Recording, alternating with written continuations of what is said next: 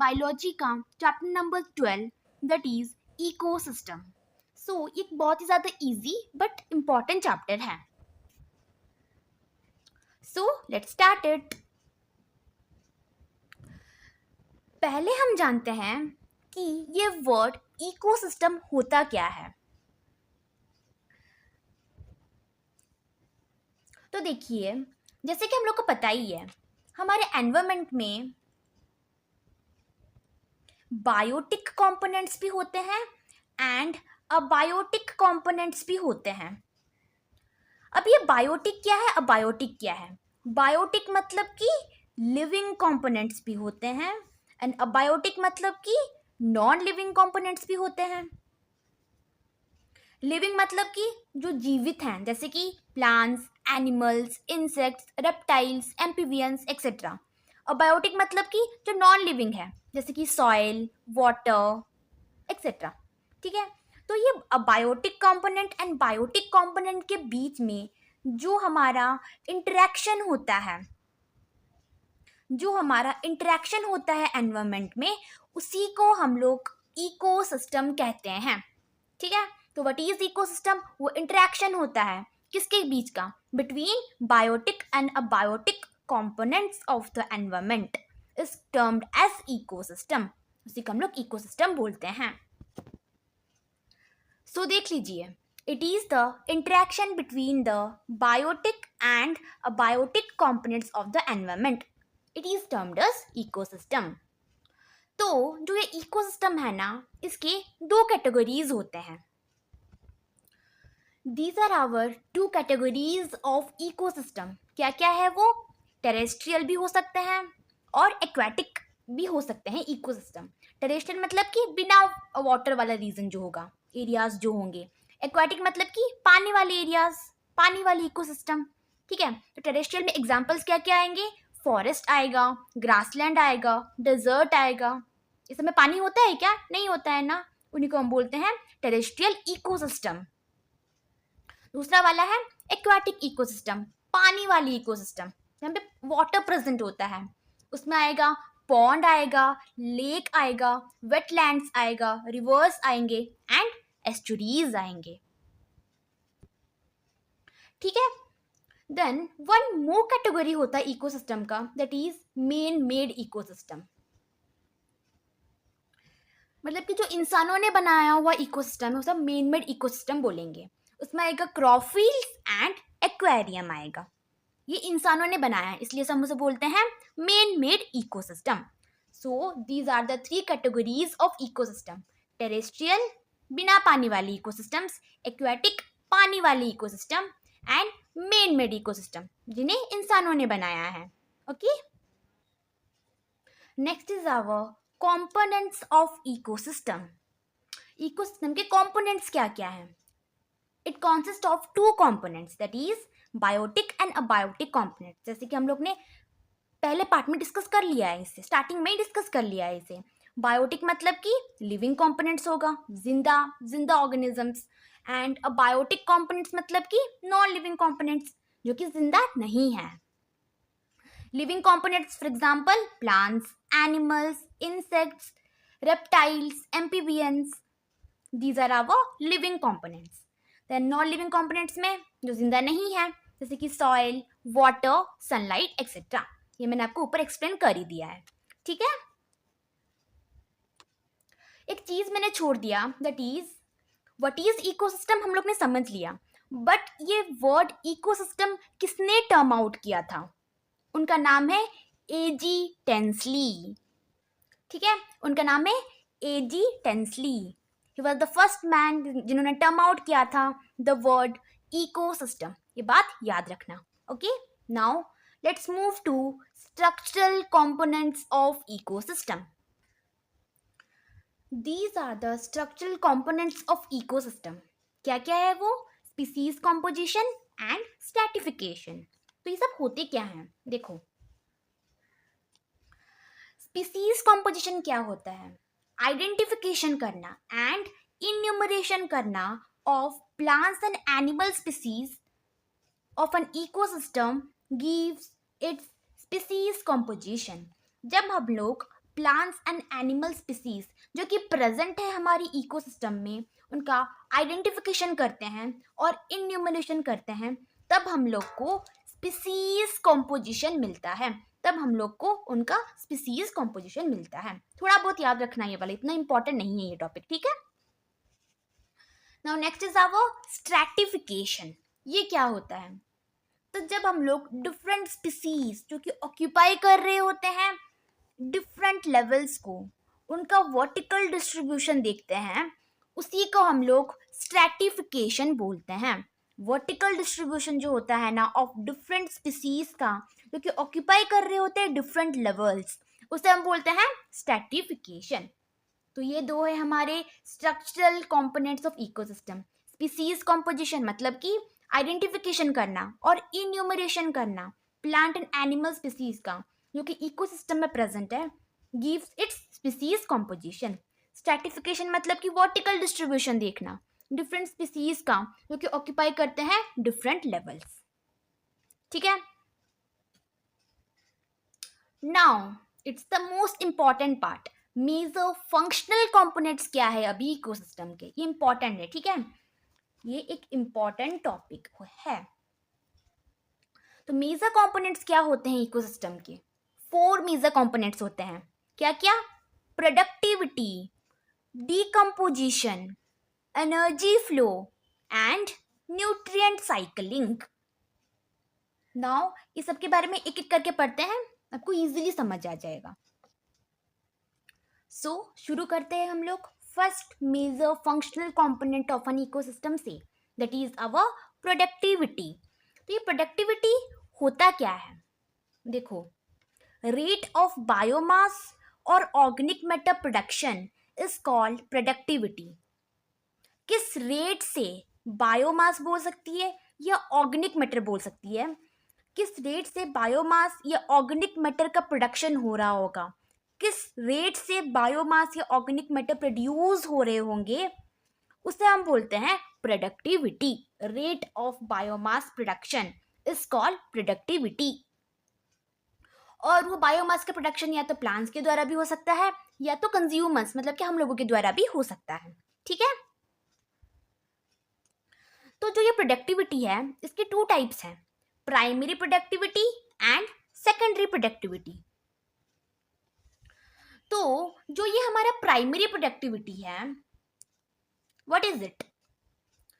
कितना amount of biomass produce हो रहा है पर यूनिट एरिया में पर्टिकुलर टाइम पीरियड में प्लांट्स के द्वारा during photosynthesis is called primary productivity. तो यहाँ पे प्राइमरी प्रोडक्टिविटी में बायोमास या ऑर्गेनिक मैटर का प्रोडक्शन किसके द्वारा हो रहा है? प्लांट्स के द्वारा हो रहा है। किस प्रोसेस से? फोटोसिंथेसिस प्रोसेस से। उसे हम बोलते हैं प्राइमरी प्रोडक्टिविटी। एक पर यूनिट एरिया में and over a time period इसका प्रोडक्शन हो रहा है प्लांट्स के द्वारा। किसका प्रोडक्शन हो रहा है? बायोमास का, बाय द प्रोसेस फोटोसिंथेसिस। इसी को बोलते हैं हम लोग primary productivity. Amount of biomass produced per unit area over a time period by plants during photosynthesis is called primary productivity, ठीक है। तो प्राइमरी प्रोडक्टिविटी में प्लांट्स के द्वारा बायोमास या ऑर्गेनिक मैटर का प्रोडक्शन हो रहा है by the process photosynthesis.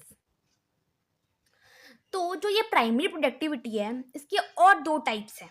It is divided into gross primary productivity and net primary productivity. Gross primary productivity को हम लोग जीपीपी भी बोलते हैं एंड नेट प्राइमरी प्रोडक्टिविटी को हम लोग एनपीपी भी बोलते हैं। तो इन्हें इंडिविजुअली देखते हैं ये होते क्या हैं। देखिए, जीपीपी मतलब कि ग्रॉस प्राइमरी प्रोडक्टिविटी, टोटल जितना प्रोडक्शन हो रहा है ना ऑर्गेनिक मैटर का प्लांट्स के द्वारा ड्यूरिंग फोटोसिंथेसिस, इसी को हम लोग ग्रॉस प्राइमरी प्रोडक्टिविटी बोलते हैं। टोटल जितना प्रोडक्शन हो रहा है ऑर्गेनिक मैटर का किसके द्वारा? प्लांट्स के द्वारा बाय द प्रोसेस फोटोसिंथेसिस, उसे हम बोलते हैं gross primary productivity. Rate of production of organic matter और biomass during photosynthesis is called gross primary productivity. लेकिन जो जितना प्रोडक्शन हो रहा है ना बायोमास का प्लांट्स के द्वारा, उसमें से कुछ कॉन्सिडरेबल अमाउंट या कुछ अमाउंट ऑफ जीपीपी जो है ना वो यूटिलाइज हो जाता है या यूज्ड हो जाता है खुद प्लांट्स के द्वारा। क्यों यूज करते हैं वो? उनके रेस्पिरेशन के लिए, खुद के रेस्पिरेशन के लिए। उसके बाद जो बचता है ना उसको हम लोग बोलते हैं नेट प्राइमरी प्रोडक्टिविटी। देखो, GPP amount of organic matter produce हुआ, उसमें से कुछ कंज्यूम हो गया या यूटिलाइज हो गया प्लांट्स की वजह रेस्पिरेशन के लिए। उसके बाद जो बचा उसे हम बोलेंगे net primary productivity, that is gross primary productivity minus respiratory losses. उसके बाद जो बचा उसे हम बोलते हैं नेट प्राइमरी प्रोडक्टिविटी। ठीक है, सो हम लोग ने देख लिया कि प्रोडक्टिविटी होता क्या है, कितना बायोमास प्रोडक्शन हो रहा है, उसके रेट को हम लोग प्रोडक्टिविटी बोलेंगे। इसके टू टाइप्स होता है, primary productivity and secondary productivity. उसमें से हम लोग प्राइमरी प्रोडक्टिविटी देख रहे थे, उसका दो टाइप था। ग्रॉस प्राइमरी प्रोडक्टिविटी जितना मतलब कि जो टोटल बायोमास से प्रोड्यूस हुआ, देन आया net primary productivity. Gross primary productivity minus respiratory losses is called net primary productivity. ठीक है, तो जो ये प्राइमरी प्रोडक्टिविटी है मतलब कि जो प्लांट्स के द्वारा कितना बायोमास प्रोडक्शन हो रहा है by the process of photosynthesis, ठीक है, वही होता है प्राइमरी प्रोडक्टिविटी। तो जो ये प्राइमरी प्रोडक्टिविटी है वो डिपेंड करता है कुछ फैक्टर्स पे। वो क्या क्या है? फोटोसिंथेटिक एफिशिएंसी, मतलब कि फोटोसिंथेसिस अच्छे से हो रहा है या नहीं, उस पे डिपेंड करता है वो। न्यूट्रिएंट्स ठीक तरह से अवेलेबल है या नहीं, न्यूट्रिएंट्स अवेलेबिलिटी पे भी वो डिपेंड करता है। वाटर पे भी डिपेंड करता है, लाइट एंड टेम्परेचर पे भी डिपेंड कर रहा होता है हमारा primary productivity. These are the factors जिसपे प्राइमरी प्रोडक्टिविटी डिपेंड करता है। सो हमारा दूसरा टाइप ऑफ प्रोडक्टिविटी क्या था? Secondary productivity. तो ये सेकेंडरी प्रोडक्टिविटी क्या है? प्राइमरी प्रोडक्टिविटी में बायोमास का प्रोडक्शन हो रहा था प्लांट्स के द्वारा, तो सेकेंडरी प्रोडक्टिविटी में ऑर्गेनिक मैटर या बायोमास का प्रोडक्शन होगा कंज्यूमर्स के द्वारा। ये होता है हमारा secondary productivity. Rate of production of organic matter by the consumers is called secondary productivity. बस हो गया। Now let's move to the next functional component of an ecosystem, that is decomposition. Decomposition, तो ये डिकम्पोजिशन होता क्या है? उससे पहले एक चीज बताना चाहिए आप लोग को कि डीकम्पोजर्स क्या होते हैं। डीकम्पोजर्स वो ऑर्गेनिजम्स होते हैं जो डिकम्पोज करते हैं dead plants and animal remains को, जो कि तोड़ते हैं स्मॉल पार्टिकल्स में, ऐसे बोल सकते हो आप। जैसा डिकम्पोज करते हैं, तोड़ते हैं जिन्हें, प्लांट्स एंड एनिमल रिमेन्स को, मरे हुए प्लांट एनिमल रिमेन्स को, जो कि तोड़ते हैं छोटे छोटे पार्टिकल्स में, डिकम्पोज करते हैं जिसे, वही होते डिकम्पोजर्स जो कि डिकम्पोज करते हैं। ठीक है, वो ऑर्गेनिजम्स को डिकम्पोजर्स बोला जाता है। तो देखिए decomposition, the process, decomposition is the process जहां पे जो डिकम्पोजर्स जो होते हैं ना ब्रेक डाउन करते हैं, तोड़ते हैं कॉम्प्लेक्स ऑर्गेनिक मैटर को इनटू इनऑर्गेनिक सब्सटेंसेस में, जैसे कि carbon dioxide, water and nutrients. ठीक है, तो डिकम्पोजिशन ऐसा प्रोसेस है जहां पे डिकम्पोजर्स तोड़ते हैं किसे? मैंने बोला था प्लांट्स एंड एनिमल रिमेन्स को। भाई किसी प्लांट या एनिमल रिमेन्स का जो बॉडी होता है वो कॉम्प्लेक्स ही होगा ना, कॉम्प्लेक्स ऑर्गेनिक मैटर होता है। तो वो लोग डिकम्पोजर्स ना तोड़ते हैं कॉम्प्लेक्स ऑर्गेनिक मैटर को इनटू इनऑर्गेनिक सब्सटेंसेस में, सिंपल इनऑर्गेनिक सब्सटेंसेस में तोड़ते हैं उन्हें, जैसे कि कार्बन डाइऑक्साइड में, वाटर में एंड न्यूट्रिएंट्स में। कॉम्प्लेक्स ऑर्गेनिक मैटर का ब्रेकडाउन करवाना इनऑर्गेनिक सब्सटेंसेस में बाय डिकम्पोजर्स के द्वारा, उसी को हम लोग बोलते हैं डीकम्पोजिशन। तो जो ये डीकम्पोजिशन है ना उसमें कुछ स्टेप्स इन्वॉल्व होते हैं in the process of decomposition, लेकिन उससे पहले आपको एक वर्ड का मीनिंग पता होना चाहिए, दैट इज डेट्रीटर्स। वो क्या है? That is detritus. ये डेट्रीटर्स होता क्या है? ये होता है हमारा डेड प्लांट एंड एनिमल्स के रिमेन को हम लोग डेट्रीटर्स बोलते हैं। Dead plant and remains of animals is called detritus. ठीक है, तो मरे हुए प्लांट एंड एनिमल्स के रिमेन्स को हम लोग डेट्रीटर्स बोलते हैं। मरे हुए प्लांट एंड एनिमल्स ऐसे समझ लो बस आप लोग, ठीक है। इसमें उनका फैकल मेटल भी आ जाता है, फैकल मेटल भी आ जाता है, ठीक है। मरे हुए प्लांट एंड एनिमल रिमेन्स को हम लोग डेट्रीटर्स बोलते हैं। और जो ऑर्गेनिजम्स ये डेट्रीटर्स को डिकम्पोज करते हैं ना, उसे हम लोग डेट्रीटिवोर्स बोलते हैं। उसे हम लोग क्या बोलते हैं? डेट्रीटिवोर्स बोलते हैं, जो कि डेट्रीटर्स को डिकम्पोज करते हैं। जो ऑर्गेनिजम्स डेट्रीटर्स को डिकम्पोज करते हैं, हम उन्हें डेट्रीटिवोर्स बोलते हैं।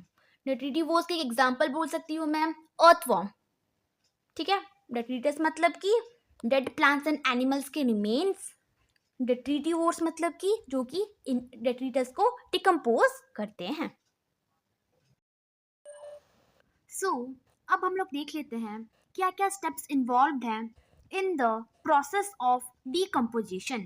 टोटल 5 स्टेप्स हैं, ओके। फर्स्ट स्टेप होगा फ्रेगमेंटेशन। ये हमारा फिजिकल ब्रेकडाउन होगा, यहाँ पे फिजिकली चीज़ों को तोड़ा जाएगा। चीज़ों को मतलब कि डेट्रीटर्स को, dead remains of plants and animals को। तो फ्रेगमेंटेशन हो गया हमारा, फिजिकल ब्रेकडाउन होगा ये वाला। नेक्स्ट स्टेप आएगा कैटाबॉलिज्म। ये हमारा केमिकल ब्रेकडाउन होगा यहाँ पे हमारा। नेक्स्ट लिचिंग, सेटलमेंट्स होगा यहाँ पे, हम देखेंगे आगे, ठीक है। Next humification, last one is mineralization. तो इस सबको हम लोग एक एक करके देख लेते हैं। Here we are. So the first step of decomposition is fragmentation. Fragmentation मैंने जैसे बोला आपको, ये होता है हमारा फिजिकल ब्रेकडाउन वाला प्रोसेस। तो व्हाट इज फ्रेगमेंटेशन?